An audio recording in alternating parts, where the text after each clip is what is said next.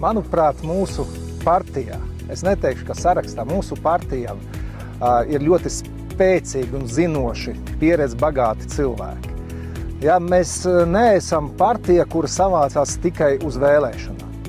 Mēs visu šo arī 4 gadu laikā mēs tiekamies katru mēnesi, mums ir tikšanās, mēs apspriežam domes jautājums, kas būs domas sēdē. Ja? Un mēs esam dažādi. Mums ir dažādi uzskati, mums ir dažāda pieredze, bet tikai kopā mēs varam atrast šos te pareizos, manuprāt, risinājumus. Un jā, spēks, otrā saraksta spēks ir tieši cilvēkos, zinošos cilvēkos un cilvēkos ar politisko pieredzi.